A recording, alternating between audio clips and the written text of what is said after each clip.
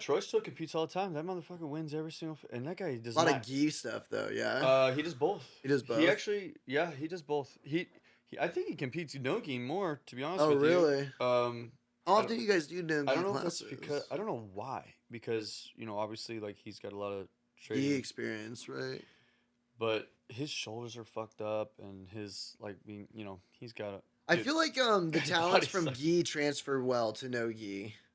I feel like it does. all the old school guys will say that gi makes your no-gi game better. I But guess not so. necessarily the same way I around. guess I've done it for a few years now. My observation is that it helps you. The gi helps you get comfortable with grappling. Period, because you really have this like, Tie up. It makes you tie up. It makes you get really comfortable with like becoming a straitjacket for somebody, Whereas Yeah, I think NoGi has more scrambles. Gi has Right. more that controlled situations that you have to like break out of. well, gi is like Tactfully and it's like its shit, own video game. It's like its own game, right? It's like literally Yeah. you have to navigate like which grip. Like, Mhm. the collar grip, is it high? Is it low? Is it on the Mhm. sleeve? Is it on the elbow? Like, are they taking my lapel and like using it, like wrapping it on my own body? Where are my clothes? It's like Yeah, that's the thing I pretty much think like about. where it's at, like you get tied down more, right? Yeah. Like my game in NoGi is very slippery Yep. and Same. very scrambly. Yeah, for sure. But in gi, like I've been asking like a couple of us that are like a lot of competitors and do a lot of stuff. Like we kind of want to do like once maybe twice a week, like there's some clothes on and like play around in a gi. Yeah. And he's like telling me, he's like, you don't want it. Like you really don't want No, it. especially Like for your game. you especially, like that's what he was saying to me. He's like, No, you especially I backed that up. don't want it. I backed that up because that's how my game is. Like I'm very long, I'm fast. Right. I'm very strong for my size. Right, but it's not brute strength. It's that long, consistent strength. Yeah. And so I'm not like the big construction guy that'll just like smash you. But Right. I'm strong enough to like. I mean, the high level guys that really can like lead you, like they know how to manipulate you. They know how to like lead you into a bad position. Right. Like they'll get me gi or no gi. Doesn't like Evan or Levy sure. or some of the the old heads, like just because they know how to use my own movement against me so well, and they're just that far ahead. But anyone like around my level, like really, I mean, it's very rare that they'll get me, but they won't submit me. Like then that's what I mean. And it's like because I'm just strong enough to like maintain a position. If someone's going for a darce, like it's really hard to get me get this arm. Like if I'm dropping a heavy lat and you can't like sink the darce up, it's really hard to get me to lose that. Right. So that plays to my that gives me. That's why I enjoyed NoGi more, is because it's all my body. And my frames, and I'm strong with my frames. Right, it's the frames. And I'm also fast enough to adjust, and then to I have slippery knees and ankles. Yeah, and hooks. be good in a scramble. Like be like directionally aware. Like okay, I know when we end up rolling, I'm gonna be over here, and like I can still like slide a hook in or something. Yeah. In the gi, especially when I'm going like the old guys that are like fucking. They're not bodily strong. They just are like old man grip, and like they can just pin you when you have the gi on. And this is why I don't think will enjoy. I'm not gonna like it so much. I think you should do it. I think I will improve my. That's what I keep telling my coach. I want that experience because I want my game to get shut down so bad. Plus, I have to learn other things. I do think it is important from a self-defense. Oh yeah, because you're wearing clothes. Dude, you're just wearing clothes. Like, we'll never work on clothes. It's like, dude, if you're wearing a heavy sweatshirt, right? Like that's not gonna rip, right? Like a really thick like cotton thing, like right. Or pants. Choke you out with a hood. I'll choke like it's jeans. Literally, like if you have a belt on, Not even a Dude. belt, just jeans. Literally, yeah, just jeans. Like you can grab somebody's pants. It's true. And It's pull true. them, It's you it's know? good to know. It's like this how I am. I do it and I enjoy it because there's value there. Totally. Do I want to compete in it? No. That's what I feel like. Primarily, Yeah, that's me. And my primary reason. I want the experience. I don't care about going to a gi competition though. My primary reason for not competing gi is literally like I just see what gi people's hands look like. Yeah. And I'm like, Fuck I'd that. rather be able to play guitar for like the rest of my life, you know, like I want to type on a keyboard and still play literally. League of I mean, it's Legends just and like World of they're like, Warcraft. it looks like it's like a club. It becomes like the knuckles are so gnarled. Yeah, they get weird. It's like this. But if any of those dudes, like we have a purple belt, he literally does every tournament. The guy's an absolute unit. His name's Jason. It's like middle age. Just strong fucking dude. And I love rolling with him because it's always a good match and it's always like you're really getting, you're really you're really getting good work. You're getting a good look. He's just he's smart. He's not like brutal. He's very methodical, but he's just strong as shit. But you put a gi on, you roll with Jason, it's like you're not moving. Like you have to like play it's like it's all chess, but like gi is more of that. Like gi is more each individual. Like I would in say like you can Nogi is 4-dimensional wrestling, like because it's very much like That's Nogi fair. feels a lot like wrestling in the sense that like it's slippery and stuff like that, but like you can now put your back on the ground, and so like it's different, right? So that's why I say it's 4-dimensional wrestling. Gi kind of seems like to me like in some ways like 5-dimensional wrestling because now you have clothes on. Yeah. So it's less slippery, but there's an extra dynamic. Like you see all those people doing those lapel guards and stuff like that with the lapel under the legs. Yeah. Like Keenan, is that his name, right? Keenan, he does all that shit, right?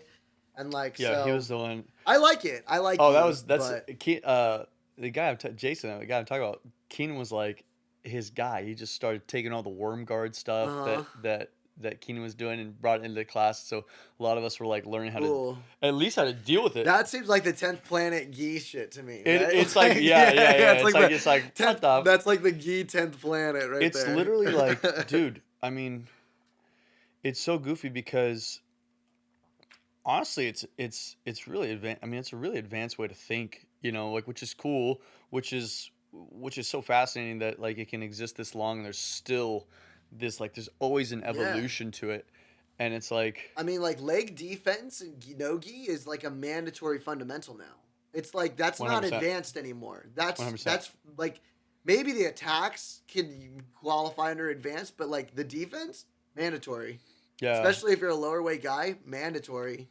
Yeah. Because they're gonna be on your feet all day. If you get in a leg, and that's kind of what I've noticed with legs is like once you get into a leg lock match.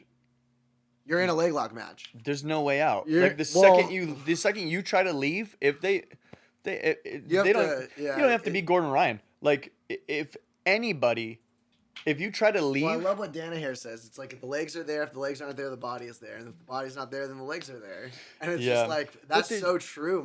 There's something about the upper body though. It's like if we're grappling and I have you side control and you get a good escape, like it just kind of resets.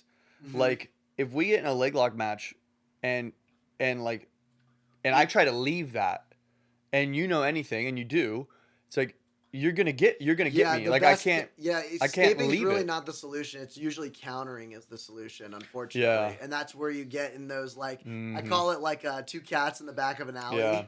I think you just see them rolling around the mat and they're like really the only way to do it is, and I'm not good enough at it to like articulate it, but Lovey will do it. Like you get in a leg lock match and he'll know how to counter and like not even Baron Bull, but find a way to like manipulate and get on top, and he'll get on top, and then we have a position that we call it the 2150, and that's only because the guy that did the seminar that taught the position charged $2,150 for the seminar, so we call it 2150.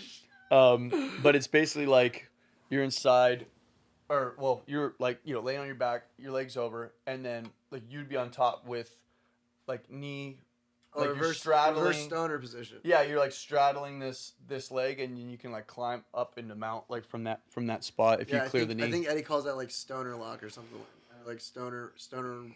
It's a pretty common position because if it's the one that he got in with Royler in the rematch, and they tried to reset him, and then he was like, "This is the position," and Royler was like, "No, my leg wasn't like this," and he was like, "Yes, it was." Yeah, it was. And then they were like, "No, put him at the feet," and Eddie was like, "Nah, fuck this," and then he like walks off the mat and like sits down, like threw a little temper tantrum, and then they put it on the screen.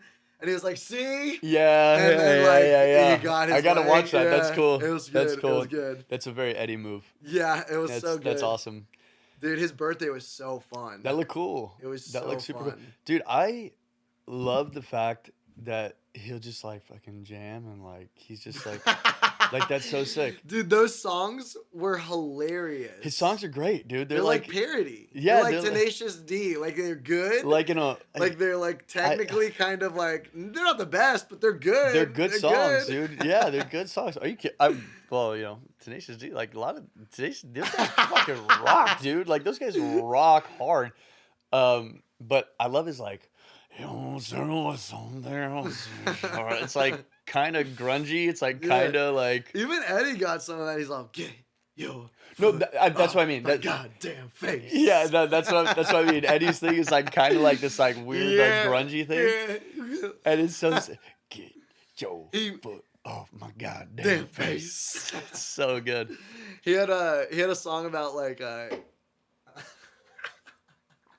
he had a song about like anal sex and like that goes wrong, and the chorus was, "I want you to jack me off with the wet wipe, with the wet wipe." And like, I'm just sitting there like that just speaks to me. I'm just sitting there like borderline 1 a.m. in downtown LA. Like wow, considering dude, your what life a choices. Great, what like is... this was my dream.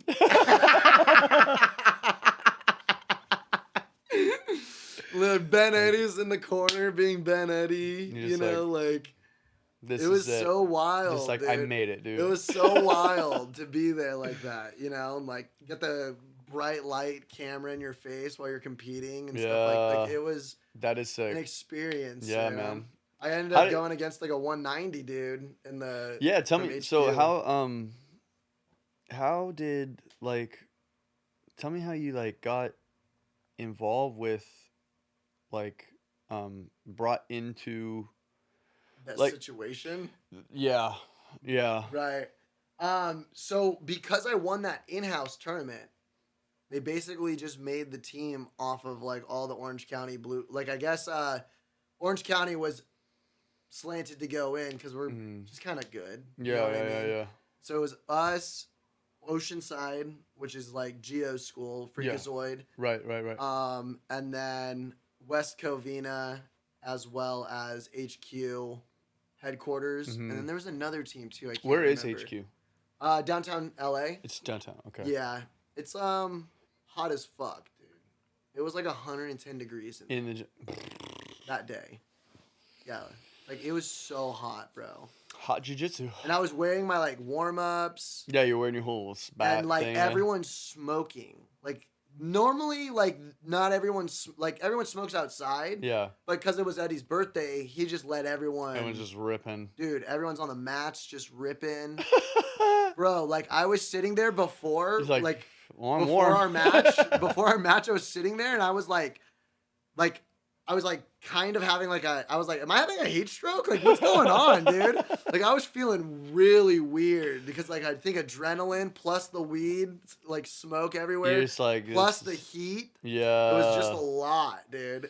And then like HQ went against West Covina and they just tore through them. Yeah. So I was like, oh fuck, dude. Yeah. Like, dude, these blue belts are really sandbagging. Yeah. You know what I mean? Yeah. I think I'm a sandbagging blue belt, but damn, these guys are real. That's what I was like thinking to myself. You're you know like what I mean? freaking out. You're like, holy. But yeah, so basically they took the guys that won the in-house tournament and like I won at 140. Is that everybody from Costa Mesa, or was it like one person per... It was Costa Mesa, Orange, like Fullerton. one person per No, gym, so it or ended up just being kinda... 3 guys from Orange and 2 guys from Costa Mesa. I see. Yeah, I see. we ended up just You guys kinda had throwing an down. in-house of the 4... The 4 schools.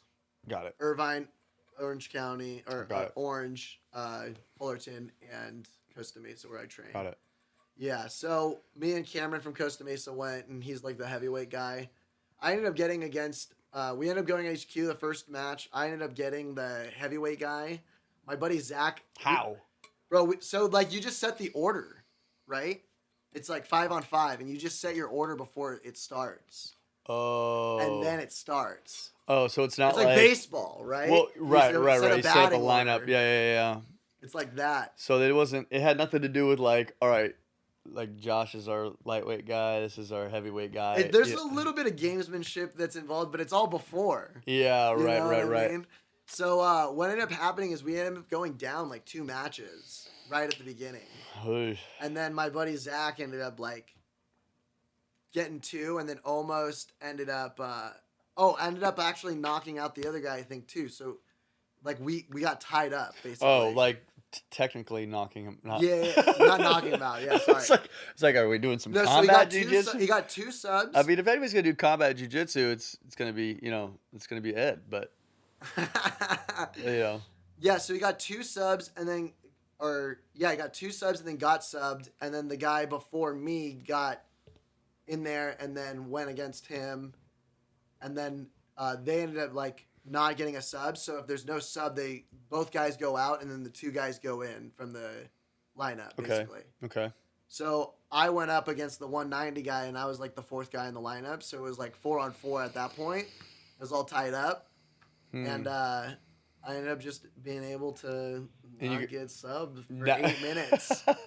Dude, he was getting frustrated. I bet, too. dude. Trying to take my back, and I'd roll through all the way to my shoulders, getting him out. He'd sweep, and dude, there was such large home court advantage too for HQ. Yeah. He'd like get into side control, and everybody would be like, fuck yeah, like he'd do like some fucking cartwheel shit, right? Yeah. And like everyone would like fucking lose their shit, and I'd immediately get this knee like whoop, Yeah. and just get it in, and then Slide regard that into bitch in there. butterfly, and in the middle of cheering, everyone would be like, "Ah," and just have to stop. Yeah, exactly, dude.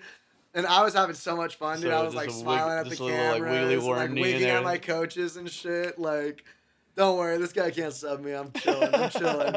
I'm gonna sub him because this is a unit No, right now. that's- But yeah, dude. he's got 50 pounds on me. But I'm always curious, like, I'm always curious, like, because I don't have any wrestling, Right. background, and so it's always interesting to like talk to people that are wrestlers that have to that spend like probably a long time, and you can confirm how long it really kind of takes. Now, you've done jiu-jitsu in the past, no? not much. Not much. Okay, so then Like, so I relatively, so you're fresh. Like in the summer, here and there, I would do some jujitsu at No Limits when I was training there in high school, but Okay, but not like nothing really. yeah, but enough to like kind of even Know what then a guard is, and like know what know a triangle is, and know what an armbar is. not be subject to like, wait, I can go on my back, like that kind of weird thing. No, Or there's is it so- it's a psychological. It's tough, bro. Well, that's It's what I'm tough. saying is it's always interesting to talk to wrestlers who, It took a year for me to get because like for comfortable. me, when I started, I had nothing, right? I just have like, Yeah, so you kind of fucking around, gravitated to Jagard or what? well, yes, and the reason, even more so, like my bottom game got really good, and I actually studied Eddie, like lockdown stuff, like a lot of the bottom game, because I had 3 guys. One was brand new, and the other 2, well, one is Franco's son, who's not here. That dude that guy would be like with Gordon Ryan. Mm-hmm. Like if he gave a fuck, he doesn't. But if he was like, hey, I'm gonna be a professional jiu-jitsu athlete, he would be Gordon Ryan's like toughest opponent. I'm like actually not kidding. Bryce is That man has brutalized more people than I've ever seen. Like, gnarly. But he's like state champion wrestler, right? But then he also has jujitsu from literally before he could walk. Right. So he has this complete grapple knowledge. Yeah. He's kind of not even in this discussion. Right? He's a freak. And then there was another guy, and they were both they both were high school wrestlers, college wrestlers, no jujitsu. So when they came in, my buddy Adam, who now, dude, the guy's like, he's just a fucking unit. But when we started, I think he came in, he was either a month after me or I was a month after him. We started like the same time. But he came in and was just, I'm a wrestler. Like, boom. Like, the energy was just smash, get onto smash. So, and I have I'm strong. He's a big boy.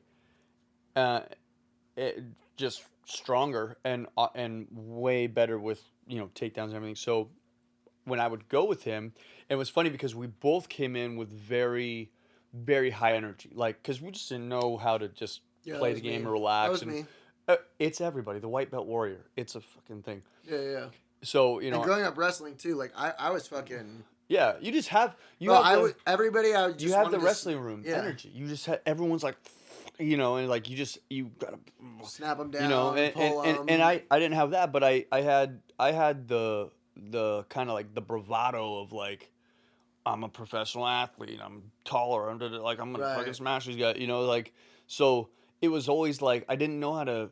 A lot of emotional shit coming up, and this is maybe a talk for another time, like about the healing of just grappling in general, and that's another thing. But totally. But yeah. So they would just go, you and Adam go over there, because we was just Well, I think it's important to have bears, those, yeah, you need to have gym rivalries though. Gym rivalries are super, or like for sure, like training rivalries in the gym. I mean, those are super important. Yeah, we had for the growth of the gym and the growth of you guys as athletes too. I guess I never viewed it like a rivalry. I just always, it just always made sense. It was like, you guys are relatively the same size. He's got 20 pounds on me, which jiu-jitsu's kind of whatever. Oh, I'm competitive. It's I'm super competitive. Oh no, for sure. They're rivalries for sure. to me. Yeah, no, I hear you. and it is because it's always like whenever you I show up to class and Adam's there in the morning. Yeah. I'm like, I want to see them succeed. Don't get me wrong. Because I love going with them because it always brings out I want to see my rivals succeed. Don't get me wrong, because I know that just means that I'm elevating too. You know what I mean? Facts. But it was rivalries. It was funny because Adam is literally the main, and obviously all the instruction and all the coaching from the professors. Mm-hmm. But that goes without saying. But very specifically, and then it was Adam and then Brad Buckland, my buddy Brad, who actually got me into jiu-jitsu.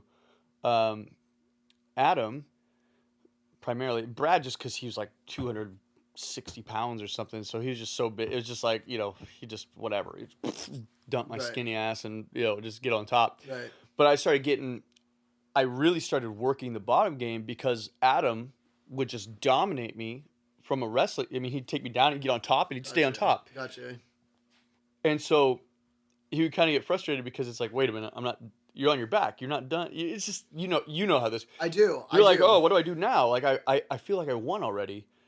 And then I would just I got more guillotines on Adam than anybody because it just was he just, here you go.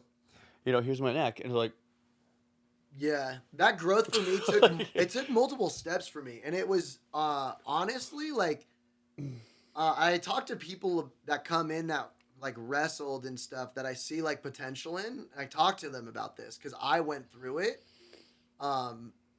It psychologically is it hurts, man. For me to have over 1,000 wrestling matches, right? Go to my first sub fighter tournament and be winning both matches by 15-0 in points, and then lose to getting subbed by ankle locks and shit that.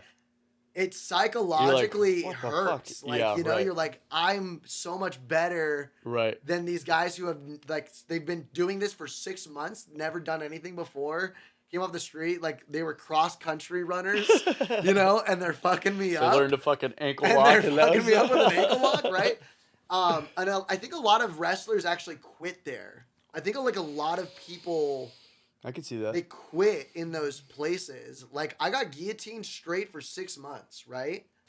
And then there is even a point where I was good enough to recognize when these things were happening, and I was still just wrestling and smashing.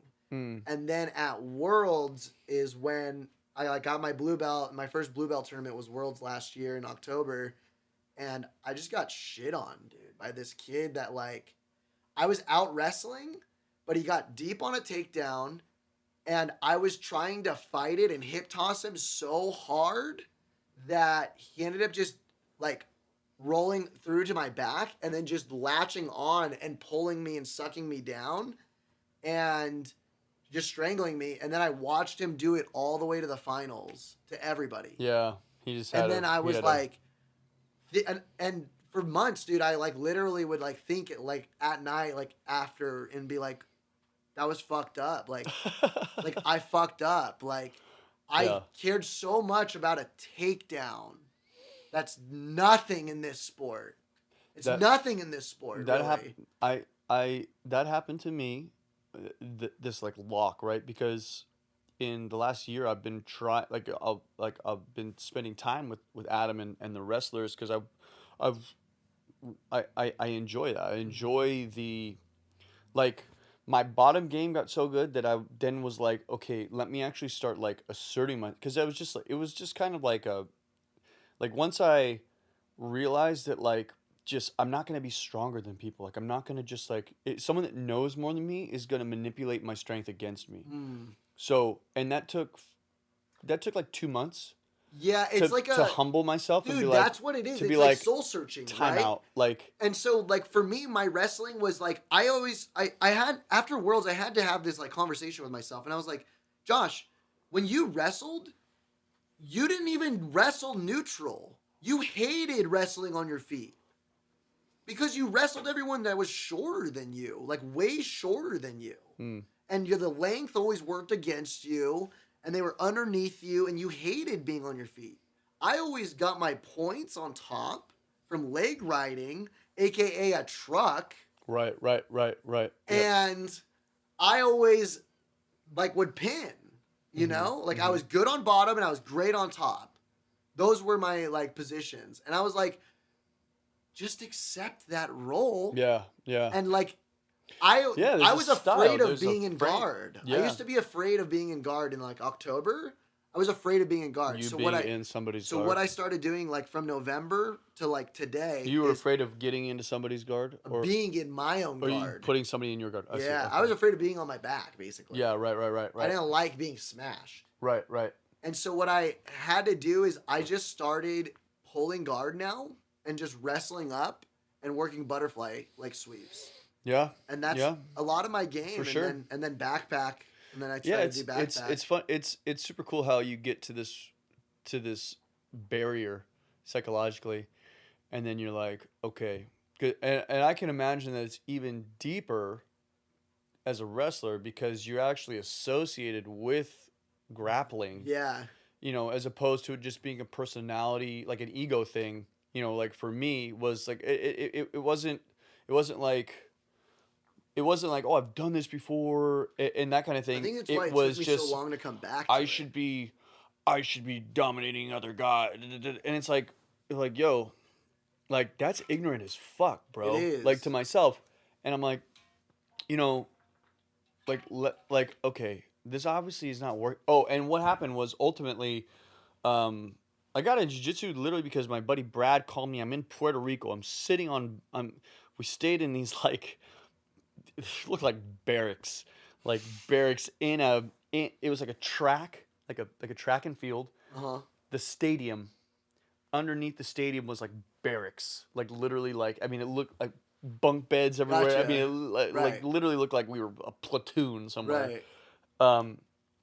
And every morning I would go up and I would read 12 Rules for Life by Nice. Jordan Peterson. Love that book. And I go up and I'd do my morning read. I'd like walk the track. I'd do my morning reading. Our games are always at like 1 or 2 p.m. So, I get up, just walk, eat, read, and just kind of get my mind right for the day. But he called me as I was like reading one morning. He's like, yo, because he had gone to 10th Planet Orange and then ended up going to Carlson and just enjoying it more. Gotcha. And was like, I've heard there's killers there too, man. where? Yeah, Carlson. Yeah, I've heard Oh, dude. there's killers. You should come in for like an open mat. I would love to. And check it out. Yeah, it's dude. When are they? There's Saturday at 11 Okay, is open mat. That's perfect. You should come in. Yeah, man, it's cool, and you'll get along with everyone, dude. They're the best. Yeah, he's like, you should like do jujitsu with me. Da da da. I've been loving it. Da da da.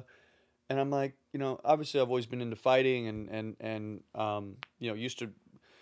I didn't wrestle, but like at lunch. Fuck around, yeah. Well, Yeah. you're probably there, like lunch at Olu. Like we'd go down, like junior and senior year, especially. We'd go down at lunch and into the wrestling. Like Neil would let us in the wrestling room, and like yeah, we could just rip the door open. It's just we just get in there, and there'd be fucking 15 to 20 people just around wrestle. Those were the days I used to do that to check my weight all the time. Oh man, like rip that door open and check my weight. Neil. And if anybody tried to stop me when I was cutting weight, they were gonna face my wrath. No way. I just remember like Cody Thompson and Neil would just like toy with me. And I'm like, dude, I'm so much bigger than you guys. How the fuck? It's like, but it's because they fucking know what they're doing. Knowledge is power. Knowledge is power, dude. You look at Neil, you're like, the fuck is this guy gonna do? Bro, And then you're like, even the fact that Neil was as good as he was is always just one of those things to me. It's dude, like, it's so. Don't underestimate who Oh you're my looking god, at, dude, it's so fun. It's still so funny looking at He'll be the first. He just is a tank. The motherfucker is a tank, dude. And just like you just look at him and you're like. 5'2" and like wrestling at 165. The fact that this guy could kick my ass is so fucking annoying. He was like 5'2", wrestling 160s, cutting from like fucking 185. Dude, you try to get under that. Try to just move that guy. You just can't, dude. Guy's just a fucking tank boulder. Just good luck, dude. You gotta be Anyway, so Brad calls and he's like, you gotta, do jujitsu. So I'm like, yeah, okay. Like, I wasn't opposed. I was like, yeah, maybe, when I get home. Because I was still in Puerto Rico for like a month. So I got home, and then I had a tryout for another pro league, like in 2 weeks, it's called the Empire League. It's like an East Coast league. It's like there's all this like independent ball, like there's independent leagues everywhere. And then there's like this like group of indie leagues that are like they just have a very high like recruitment rate. Like if you're the best hitter in one of these, like the Empire or the Atlantic League, if you're a top 5 hitter, like you'll get a look into like affiliated ball. Like you'll get picked up by a single A or a double A team. Like okay, some people in like the Atlantic League they'll go straight to like triple A. Like they'll get signed to go straight to triple A, play like 4 games and like, okay, you can swing. Like, okay, like we're just gonna check you out. You did well for 4 or 5 games. Big leagues, like they're that level, Dang. So they're like it's like that entry level of like I'm really playing pro ball. Like I'm really in pro ball now. And so I had a tryout. I got invited to try out for the Empire League because I was doing well. And so I was like, well, I'll stay in shape with jiu-jitsu, for a couple of weeks and just, wrestle around and da-da-da-da-da, which obviously is a very stupid decision. If you're like, like I can't stay in shape running on a treadmill, breaking your joints is a great way to and that's stay what in happened. shape, That's what happened is the end, literally just dogging it. Oh, the ego gets in the way too, dude. You lose sight of the fact of why I'm here in the first place, right? Stay in shape, right? And it didn't help that I'm going with Brad, who's like my brother. He's literally like my brother. Your brother's fighting. I've known Brad since. We played like single A Little League together. Yeah. So you guys are literal like and we're always it's like a Gary Ash rivalry. It's literally it was just always like it's literally like twin brothers like going at it like fuck you. Yeah, it's Yeah, no, literally like literally, I yeah. love you. Like I Yeah. will literally kill somebody for you. But like when we're wrestling, I'm gonna fuck your shit up. Right. And You can't lose to each other. no way. And it was Right. like I he would do it more than me. Like I really was just like I was like kill, you know, like until not, you know. But he would like look over like if I like got him, he like we'd go like look like see if our professor was like looking, you know, like yes, like he saw me. Yeah, you Get that felt me, get that motherfucker. fucker. So it was just so that like just fed my energy, right? Of like course. dominant, kill. And I was rolling with my professor Troy. He runs the school, and we're in the gi. And Troy's like 100 and he can't be more than 160 pounds, 150, 160 pounds. I would say. Relatively smaller guy. So I'm like, you know, like, oh, I can fucking smash everybody, even this guy, you know, like, and just ignorant as fuck. And so I'm in his guard, and I know nothing, literally zero. All I know is to like kick Brad's ass, like somehow, you know. And he's got my sleeve. I'm in his guard, and he's got my sleeve. He's got like a cross grip on the sleeve. He's getting ready to armbar me. I didn't know that. So he's got this, and I'm like, I'm trying to get out. So I'm like, I gotta get out of this. I gotta get out of his legs. So I go to stand up very fast. And as I'm going, he's obviously knows that I'm standing up. He obviously knows that that's the time to armbar somebody when they're extending their own fucking arm. So I'm going up, throwing arm. Gibson fast. Throwing arm, by the way, bites it. And because I'm like, a black belt will never like fuck you up unless you're like, you provide the energy, right? Like they're going to go at the rate that you're going. Right. You know, you dictate how hard I'm gonna hurt you. Yeah, literally. I treat white belts like that.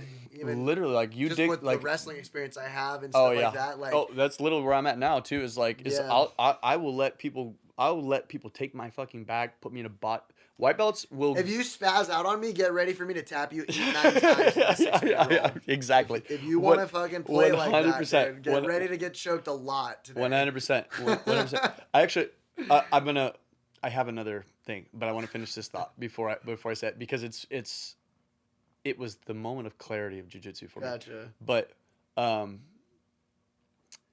long story short, I'm standing up. He bites over, snaps my arm, pop. My arm fucking No pops. way. UCL sprain in my shit. arm, and I tell Brett, I go, fuck. I'm like, it all like hit me. I'm like, oh, shit. Yep. Like there it goes. And so I tell Brad, I'm like, Brad, like I need to go throw a ball like right now because I got to try out like next week, you know. And he's like, okay, dude, I couldn't throw a baseball 10 feet. Yikes. It was, like I couldn't even like extend the. It was like Tommy John shit, you know? So is that when you stopped playing pro? That was literally when I was like, because it's not like I was signed up on the team. No, yeah, you were. It was a tryout. Yeah. And how it works in a professional tryout is you're out there with 200 fucking guys. Yeah, no, 100%. You know what you get to do in a pro like, tryout? It's like you got a tryout, but you're not special. No, you have two. Right. No, I mean, unless it's like, you know, and it's like I even knew people, but it's not like I'm coming out of affiliated ball. Totally. It's not like I got signed out of high school with not like the Angels, Yeah, and now it's like, not hey, this Sports guy's Center's talking about Brandon Turner. right. Right. Hey, this guy's like, you know, like what, like just let him heal his arm, like he can DH, like Right. he was in double A ball. Right. It's different. I'm a You're fighting. You're clawing your way to that. I'm a nobody. Yeah. Showing up to a group of 250, Dude, that's so probably tough. 300 people And trying it's out not for because necessarily NFL's you a big couldn't league. rehab, but it's just like a lot. It's just It's such a lot. There's no way, right? Because you show up and you have to run a 60-yard sprint, show how fast you are.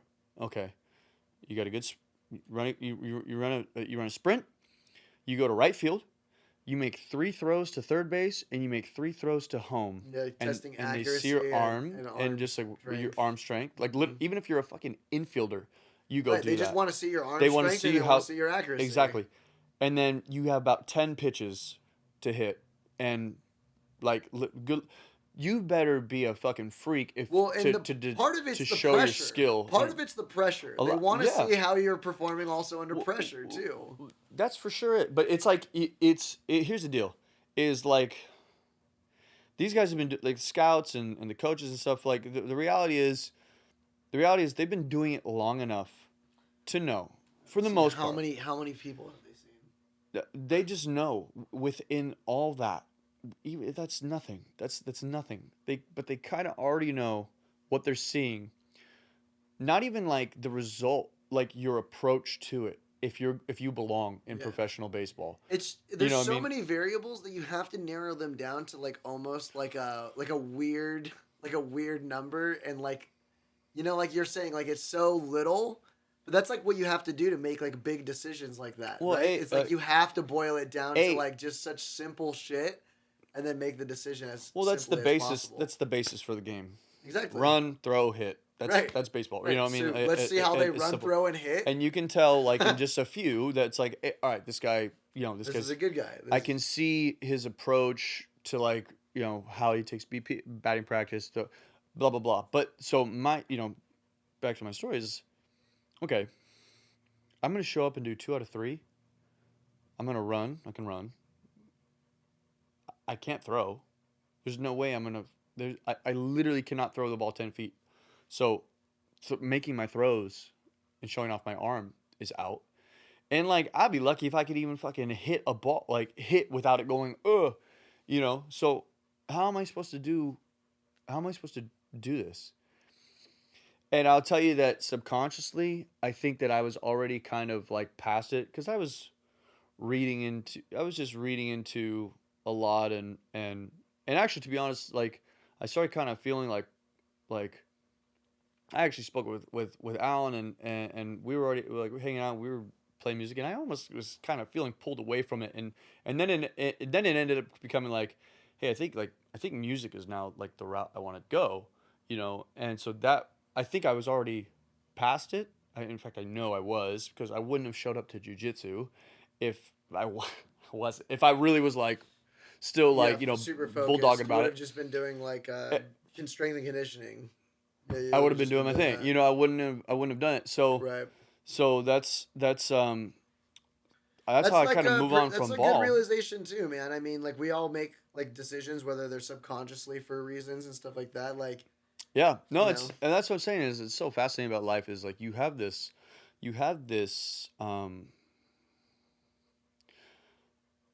it's like the two, you have your, I think there's a differentiation between, like, big mind and little mind, and I was actually just having this conversation where, like, you kind of mistake, like, thinking for, like, your mind, and I don't think that's the case. I think thinking is, like, a physical thing. It's, like, literally like an electrical, like the technique, like when you're training technique and you're training, like, what to think about, like, right? That's kind of like a physical thing. Whereas your mind is something deeper and even more subconscious, where it's like, in my mind, I knew I was done. I knew I was ready to move on. And so I wouldn't have made the choices. Yeah, it's like you made choices that I made subconsciously without realizing it consciously, but you really were. But I still was just kind of you're still subject to that, even though you can't, like, consciously, like, think about why. It's like in all different ways too. Like, I think it's why I missed weight senior year wrestling, and, like, you know, I fucked up my scholarships and all this shit, is like there's, like, a level of imposter syndrome, and then, like, a fear of success, and, like, all that stuff. Oh, that dude, I had that's deep. That's deep. I had that, and I literally didn't start cutting weight until Thursday, bro, and the tournament's Friday. Yeah, right. Like, you're like, I'm gonna make it. Wednesday night, I, like, skipped dinner. All right, I'll start spitting. Yeah, right. And it's like, dude, you can't cut 18 pounds that way. You just can't. There's no way. You can't do it. And, like, you know, I was 2.5 over. It wasn't even close. And, like, it just is what it is, dude. Yeah. And, like, you know, these are, like, the things I tell the young guys in the room, too, is, like, you know, try to teach people to learn from my mistakes, too. But everyone makes their own mistakes. And yep. I think the big thing is just being, like, trying to be more self-aware of, like, your own decision-making and, like, seeing the patterns in it and stuff like that, too. Yeah. Yeah, definitely. Yeah, so that's how I got into the jits, man, because I was just like, well, if I'm not going to play baseball, I might as well just keep doing this. Like, because I was having a lot of fun with it. And then I was like, fuck it. So I just kept showing up. I put a tennis. I would show up to class. Squeeze I it. couldn't use my fucking arm. So I put a tennis ball in my hand. I'd tape a tennis ball in my hand. I would just do, you know what I mean? Squeeze it, And yeah. that was like, I mean, dude, to start, that was another reason why my bottom game got so good so fast. Yeah. Because to start without like having that and like just Well, and it's putting a mentality. I'm at a handicap. It's like drilling. Like- honestly, that kind of like drills a mentality in your head too. That's like not necessarily the same as wrestling, but it's kind of similar, man. Like, and that's the one thing that, like, we talked about the cons of like growing up wrestling. The pro of competing in jiu-jitsu and growing up wrestling is nobody can keep up with me. Yeah. Like literally, they you just don't have a pace. There's nobody that has my mentality. Yeah, Like there's nobody. a pace. There's Like they just can't run with me. No, Especially I at feel my that. weight. Yeah. Like at my weight, especially Mhm. big guys, I'm confident that they can't run with me. But Right. my weight, Yeah. oh, you can't run with me. You're like, yo. You can't. You're like eating. I wanted to ask you about that post that you. Which one? The one that I you post sent a lot. me. No, the one that you sent me, and I was like, I don't even understand what the fuck this is. It was like some woo woo. I say that tongue in cheek. I don't mean to like shit on what you sent me. I don't. I literally. I can't. Here, let I me send see a if lot I- of let me woo-woo see if I shit. can find- Here, let me see. Alan, how we doing, man? Doing great, guys. We're about an hour in. You know, Did you look up any TikTok shit, we're Alan? like 53 minutes in. Okay. To be honest, I haven't had much. I was trying to think about. There's some stuff I've already seen that I don't know. You guys might have already seen, but I don't know how current it is. It's okay. Just funny stuff and interesting stuff. Here, let me find some of these. Dude, it was like some like psychedelic like religious shit. I can't remember what it was. You talking about the like the training the training your body like one where it was like different like fucking. It was the one that like had Jesus and then like Shiva or some Oh. shit like. Oh, so, okay, yeah. Well, sometimes I send things that isn't even like to make a point. It's more just like, you know, to go, you know, what are your thoughts on this? You know? Yeah. But I didn't even understand the post. So That's the why post- I don't know what my the thoughts post are. the post was saying that you have these like now there needs to be some fact checking on this because I wasn't there, so I don't know. And we weren't fact checking it neither. But like the post was saying that like the Buddha that's in you know like that's written about, you know, that's the kind of Buddha, right? the guy in Buddhism. What's his name? It's fucking There is a name. I cannot think of it. Oh my gosh, dude! I took it's like the one class I took in college was world religions. Really, dude. yeah. I should know it, dude. So you have like the Buddha, and then you have Jesus. You have these central like these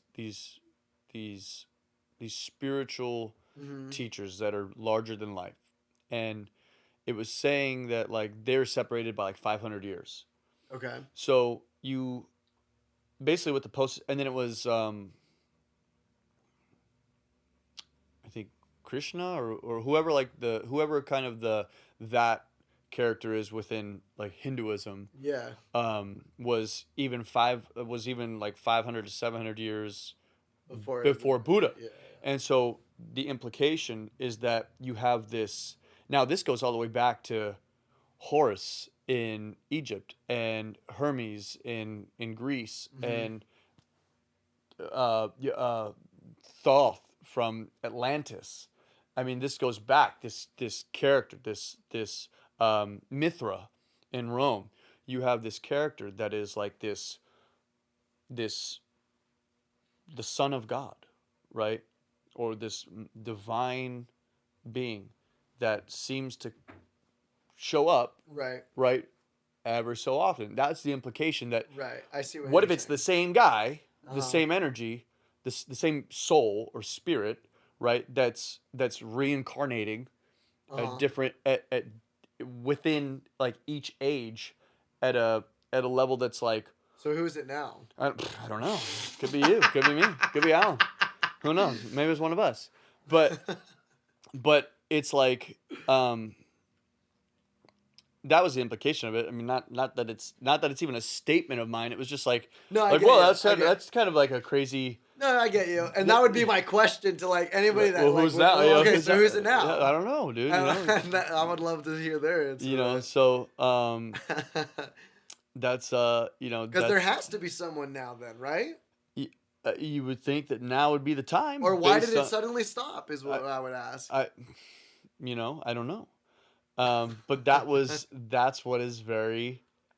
That's why Yeah. I said it. I was like, because you ever think about I it. can tell you what like the Lutheran answer is.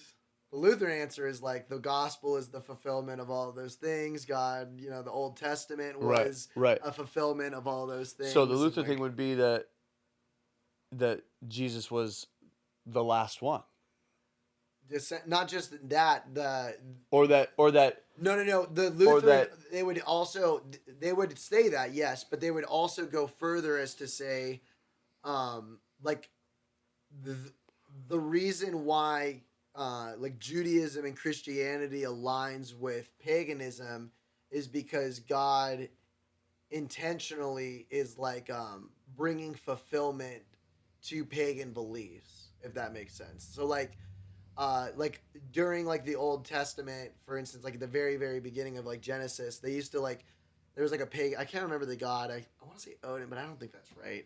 It would like, he like, the way that the universe was created in their belief was that he like decapitated his father, stuck his head on a pike with like a chain, and then swung it around, and the blood of the head is like what created the universe and the stars and like all this shit, right? So like all these like pagan religions had like really like war driven graphic like, and then so if you believe that you come from like a man that decapitated his like, then you just then that's what you do, right? Yeah, you just decapitate your father and swing his head around on a bike, right? Right. So like that's what the Lutherans would argue is the reason those things are so aligned is because like God brings fulfillment to those like those stories almost. Right. Like he's overwriting them, correcting them. Right. But is that then you go like, is that just a convenient argument, or is that really the way things are? You know who I'd love in this conversation is Alex Chan, because this man has Alan. This man has got like, this dude's an encyclopedia of like ancient texts and knowledge. It's just, this name is becoming infamous in like the conversations. Yeah. We'll get him in. We'll get the Chan man in. Alan was like, you got to talk to Alan Chan, dude. Like, cause like, you know, I'm struggling kind of right now with my like own belief in theology and Christianity a little bit, like in the sense that I still think I'm a Christian and I still call myself a Christian, but I'm certainly like in like a weird deconstructing phase for the past 10 years. And I thought I was done with it, but like I've realized in the last year, like the way that church is done is not. So the way that jiu-jitsu schools are run is the way that church should be done. But church is not done the way that jiu-jitsu schools are run. And I don't know how to balance this. Is that a song lyric? And I don't know how to balance it. It's like this weird, I like kind of like. I think this is something that every like seeker runs into, right? Like, okay, what you're doing is what happens early is your need to identify and to be accepted, and really furthermore not be excommunicated by the tribe, makes you have this desire to identify. Then you grow mature, and your brain develops, and you realize this isn't about, and you become intelligent, and you read, and you apply, and you observe life, and you go, this isn't about identifying with anything. This is like, and even even if you want to take the example of Jesus, like Jesus, there was no Christianity, there was Judaism, and even Jesus went, don't identify with this shit, be this. Right. And so it's never about an identity. It's never about like what you're calling yourself. It's always about what am I doing, right? It's like the Marcus Aurelius thing. It's like waste Yes. no more time debating what a good man is, and just be it, you know. Right. And I think that was pretty much the center of what Right. any of these spiritual teachers have talked about, is like, you know, wait a minute, like there's like these the you go through the motions and you do these things, and that's just because um people have always, everyone that I know, Always done it that way. you ever hear the story of the ham in the oven? Family gets together on Thanksgiving, and the little girl, the daughter, is watching the mom prepare a ham to put in the oven, and she cuts off both of the ends of the ham.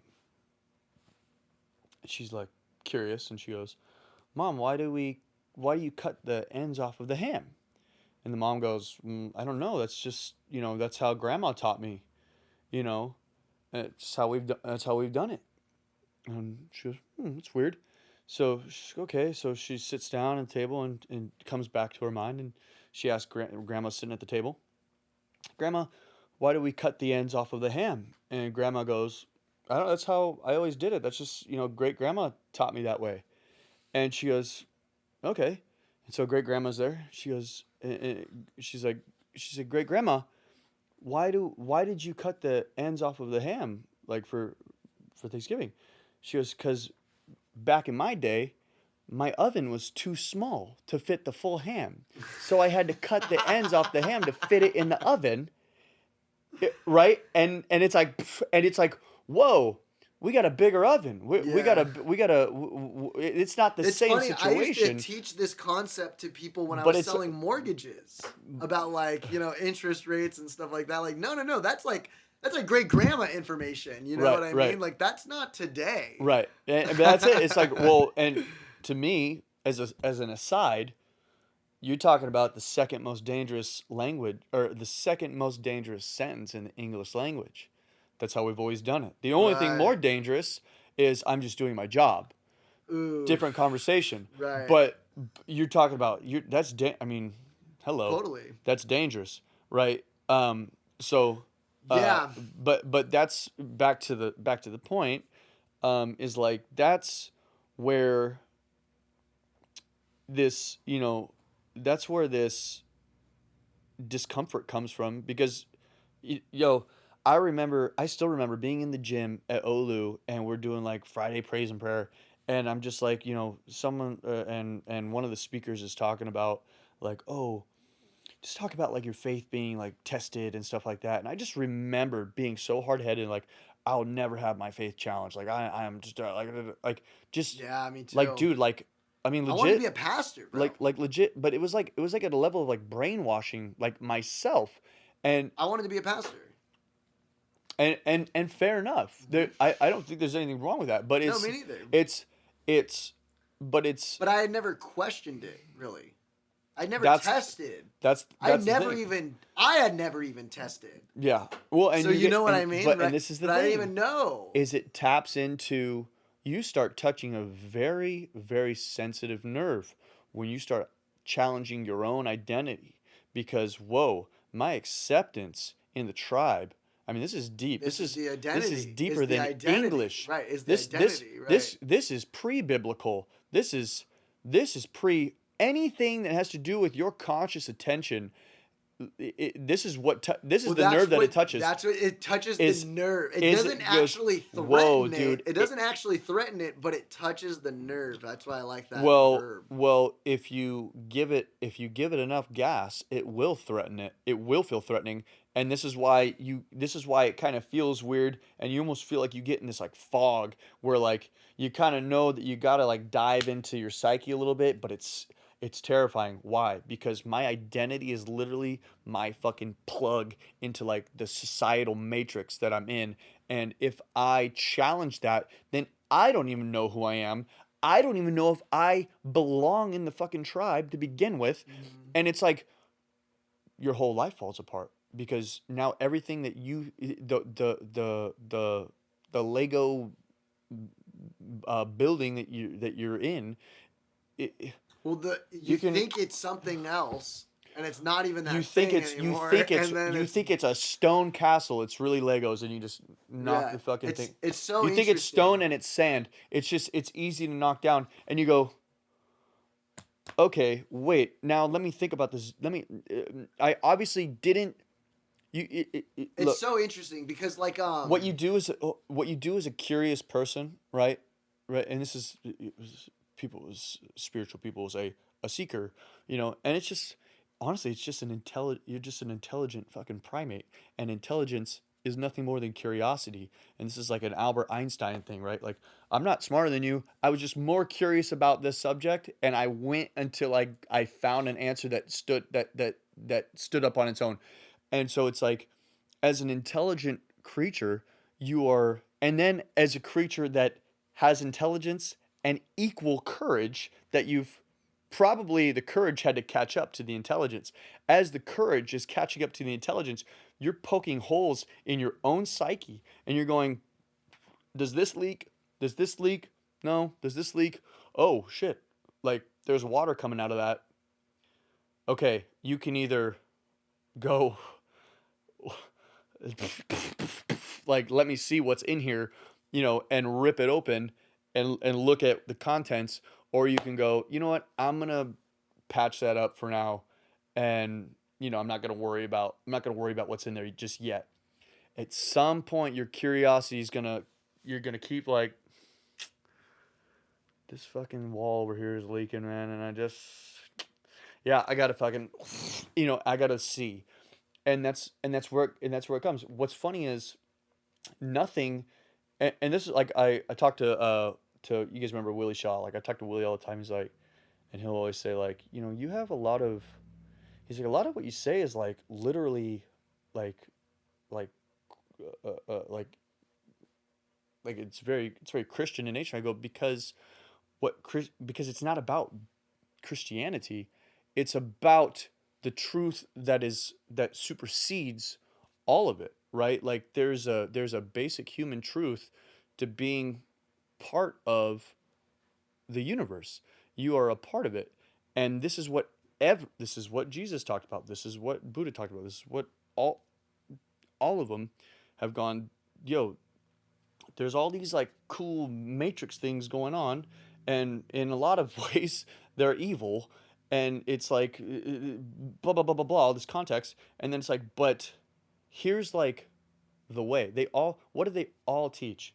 They all taught through symbolism, or like literally direct saying it, right? Like in the Buddha's way, like, life is suffering. Like, life is suffering, and what your goal is, the bag, right? Like, to use, like, the bag is peace of mind. This is why they called Jesus the Prince of Peace, because he brought a way to achieve internal peace, be connected to divinity, where you are actually,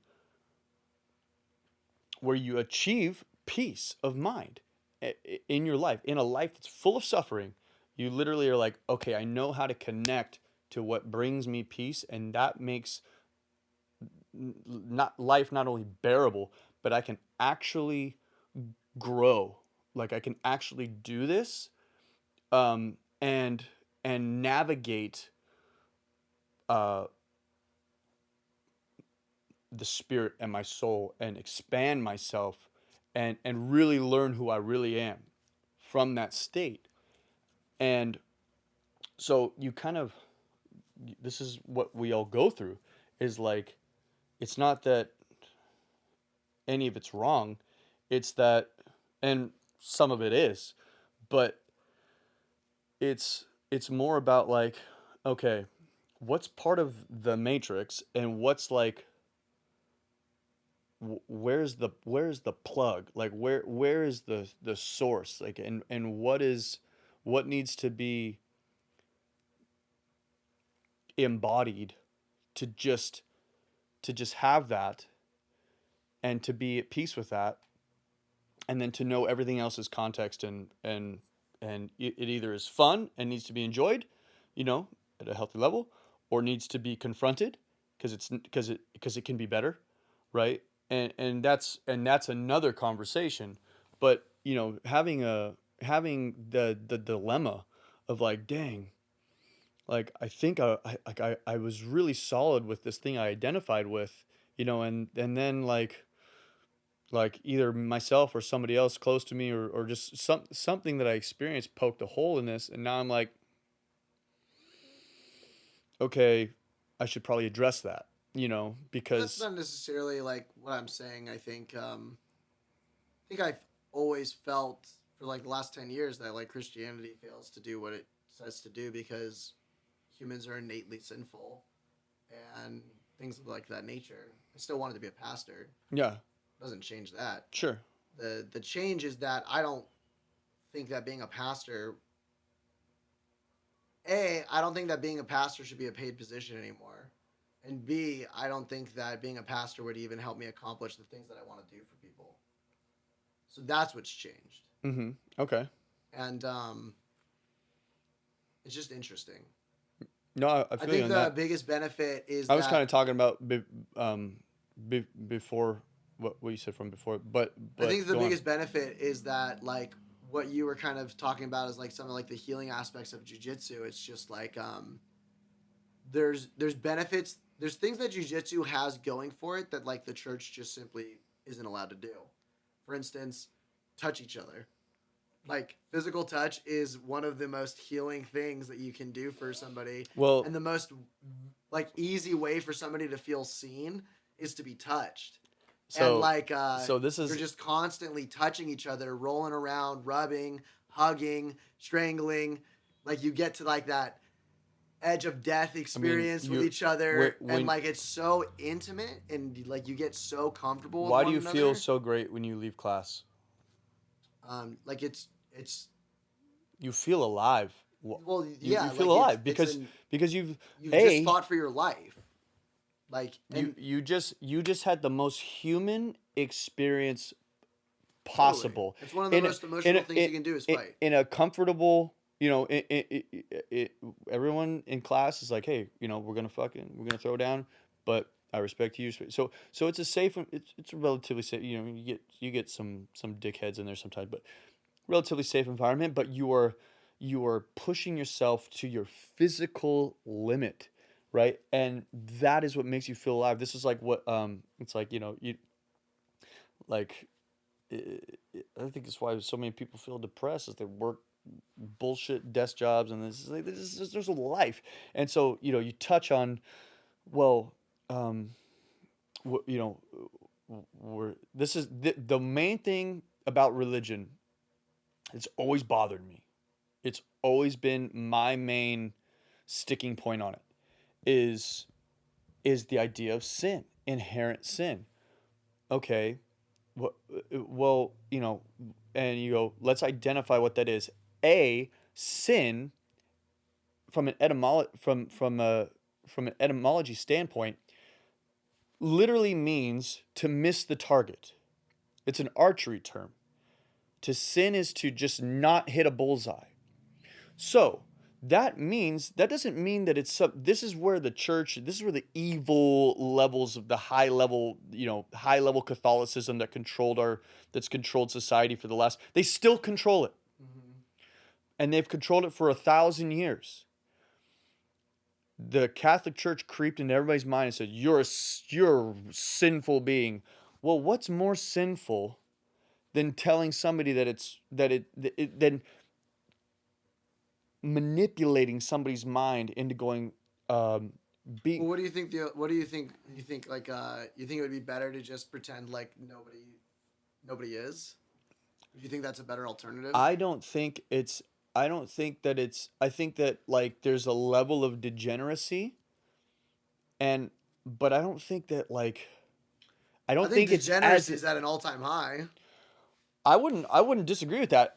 But there's I think in all things there's a nuance. It's not just like, oh, you have sexual urges, like you're a bad human being. Like, oh no, I'm going to hell because I got a boner. But like having sex and like cracking your baby's skull and like pulling it out of your body is probably like as contraceptive is probably like I understand. Probably missing the mark, right? I understand that. But it's just like this, and like I said, that there's nuances to these talks, right? Totally. Like there's not nothing is just I agree not with you. Like nothing, the but Catholic Church hasn't done a good job, right? But like that doesn't. and this isn't and that stuff's like not even just your average person, right? It's just it's always the lead. Whenever I'm talking about like, that stuff like conspiracy stuff, it's never, it's never it's never the pastor here or or the Of it's course. never just like it's never just John down the street, wherever. It's always from I'm a not even sure this shit's systematic anymore. Like I think it's just like the greediest people getting to like the highest positions because that's the personality type that gets to those positions. And it's not even like a systematic like cabal and like well, this is just what like greedy bad people do to maintain their positions basically. It's not like that's true. it's not like an actual grandiose plan necessarily. I think what it is, I slightly disagree, and only because I don't think they're smart enough to execute something like that. That's what I think. I disagree, and why I disagree is because humans are old. Psychology is old. There are we've had the same brain for like they say 70,000 years. It took us 100 years to go from horse and buggy to the moon. What have that same level of intelligence of people been doing for that long? They were capable of studying the way that their effects played out in society. It's not that every single decision is like part of the plan. I think it kind of has to do more with there are the minds, right? The minds that look at the word government, control mind. Govern is control, ment is Latin for mind. Control the mind. So that automatically attracts, based on language, the people that want that. I don't get off on telling you what you can and can't do. That doesn't get me off. What gets me off is going and having a beautiful day at the park with my dog, or hanging out with a beautiful woman, or playing a show with the guys. That's what gets me off. Mm-hmm. But there are people who get off on going, you know what? I'm going to have so much control over society and blah, blah, blah, blah, blah. They're narcissistic psychopaths, right? It just exists. And so it's these people in positions of wealth that have the wealth to create organizations or systems and have it trickle down to where you have incompetence, not because a teacher at school is directly malevolent or anything like that, and some these days I are. think you're saying what but, I am. It's like a trickle down effect. It's not like a grandiose but if you scheme. go to the top, I don't think that they know the next step. Is my point. I think that they are actively trying to influence it, and it's and this has been said, and I only can really like confirm this because I have listened to people, because everyone goes, be careful what you see on the internet. I know people that are connected to the government at a high level that have said very similar things, and then it's also like you hear people that come out of like Facebook and big tech. They go, yo, there's like there's a group of like 100 men that I don't think that anybody's dictate. debating that the government has incentive to maintain its control and increase it. That's not like the debate. But it's the same. My debate is that every politician is directly influenced in that effort, and they all work together in order to no, they're just trying to keep their jobs. Exactly. Like that's all they're trying to do. They're just idiots trying to keep their jobs. What did I say was the first most dangerous sentence? Right. I'm just trying to do my job. I'm just doing my job. Right. That's all they're doing. So that's they're my just point. Stupid. I get it. They're stupid. I agree with you. And unfortunately, smart people don't want to be in those roles because why would I want to control people? Like that's just not what. That's what George Carlin talked about. Motivates George Carlin us. was like, where are all the good people? And unfortunately, they don't want to do it. Unfortunately, it's getting to a point where like This is why like, I've become. I might have to get involved in local politics This is- because like This is why I've become very like it sucks, like dude. I don't want to be involved in local politics, This but is- I'm getting to a point where I feel like I it's have the to Jon be. Snow thing, right? It's the Jon Snow thing. Like right. like I don't want to maintain the king. I don't want to take my father's I don't want to be kingdom. king. Like you have to. You have to be You're the king. only fucking guy that's gonna do a good job. It's like, yeah, but that sucks. But it's like, dude, we kind of need you, and that's the dilemma. It And is the dilemma, dude. this is why I've become like very. I'm not saying that you're wrong. I'm saying that you Totally. are correct. Right. You're correct but there's one more level to it. There are so many people that are just satisfied with doing their job, and then there's this small group that's Above them, I on get the you. on the I fucking get pyramid you. above them that goes, damn, we know that these motherfuckers will just do their job to survive and to totally. keep their place in the hierarchy, and simultaneously that's what these people are doing. We have wealth, You know we what have I banks, can't wait da da is- da. We're gonna fund this science. We're gonna fund I can't this wait shit. for the expansion pack to come out, dude, with the new race. Robots, dude. The robot race. The new expansion's gonna come out, dude, in the next like I'm just 50 telling you, years, man. dude. We're gonna get that expansion pack, and then what? Then it's not humans then it's not like that's a third faction. We're gonna Yeah. add a third This is- faction into this game, dude. This is another. and This then is the next alliance and the episode. horde become together because like This is next. That's next episode, dude. That's next episode.